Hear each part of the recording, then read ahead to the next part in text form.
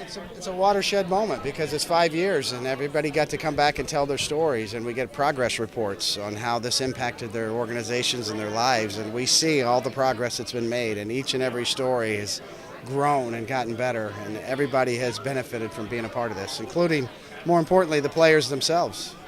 You get to see some of these guys who maybe you haven't seen in a few years, or maybe you've just heard guys talking about and how they're doing with stuff. Yeah, exactly. I mean, it's remarkable that it's been 5 years. It seems like it was yesterday when Jason Zillow started Hope Week, and it really is the model for all professional sports to use an entire platform like this, as opposed to an individual event that each player does, and it depends on what sports you're in. It doesn't really matter.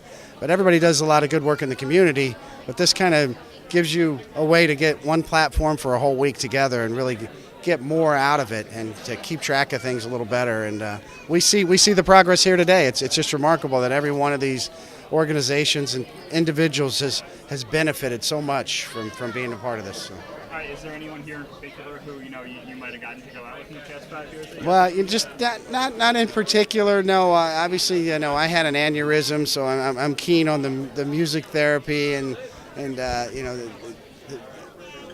the way that can help people with therapy and have brain trauma and brain injuries, and particularly the brain aneurysm. So I'm interested in that as well. But there's so many great stories here from top to bottom. Very diverse too, which is what makes it so unique. You get to touch on so many different areas of life from different peoples from all walks of life and different problems. So that's what makes this unique as well. I guess you don't mind turning to baseball for just 1 second. Sure. When you were pitching, even not so long ago, it seemed like people's arm health was such a concern that it is today. But is there anything in particular why everyone's getting the Tommy John surgery now? It is interesting to look at it. It's probably a combination of a lot of variables.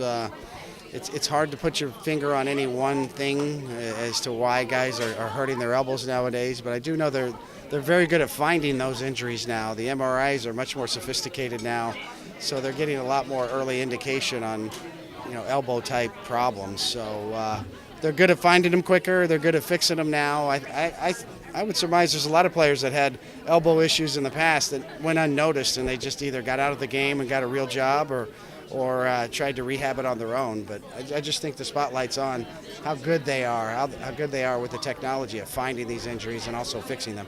Another guy who's coming back from it, Dylan DeConsis. You heard a few years ago about how good he was going to be, but he went through it. Now he's back. Sure. Do you think he'd be this lights out? I think he surprised a lot of people.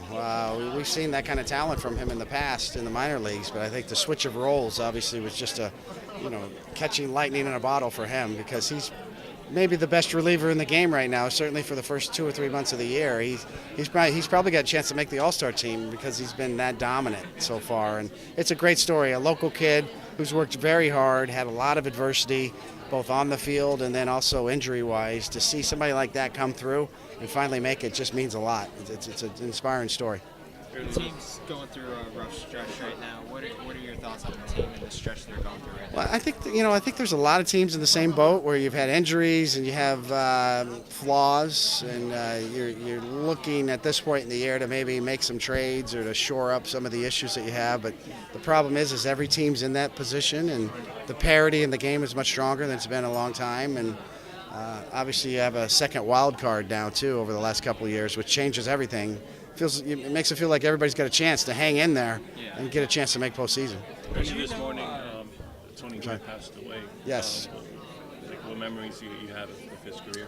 Well, Tony Gwynn was a remarkable baseball player and a great human being too. He was very involved in the community and did a lot of work in San Diego. And he was absolutely the toughest hitter I ever had to face in my career. The toughest out, the quickest hands, the best bat control. Just a remarkable hitter, the best I ever faced. Is there anything that stands out about him, like a certain memory?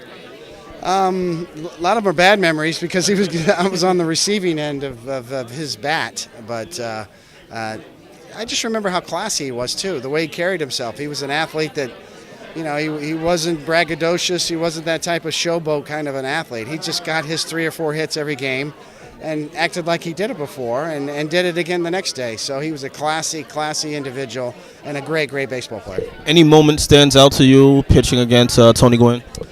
A lot of moments. We faced San Diego in the World Series in 1998, and I remember him getting a big double off of me in the World Series in game 3 in San Diego, and I just remember throwing him one of the best pitches I've ever thrown, and he hit it hard for a double and put them in the lead in that game. And I just remember going, wow, what just a great talent. And sometimes you just have to tip your cap to the opposing player and say, wow, you're that good.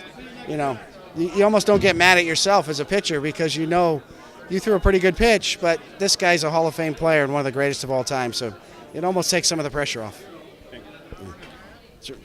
One last question about Hope Week. You mentioned the Yankees have been pioneers in so many areas. Do you see the Yankees leading a charge in this area of community service where other organizations will create programs like the Hope Week program? I think it should be. I think Yankees Hope Week should be a model for all professional franchises to sort of aggregate all of the resources into 1 week and to touch so many lives in different areas and touch so many different communities, not only the New York community, but all over the world. And also to tell all these different stories. It's not just one charity. It's not just one organization. It's several organizations that get represented here. And it's just a brilliantly conceived model for, I think, for all sports to follow. Hope Week. It should be the model for everybody. All right. Thank you for your time. My pleasure.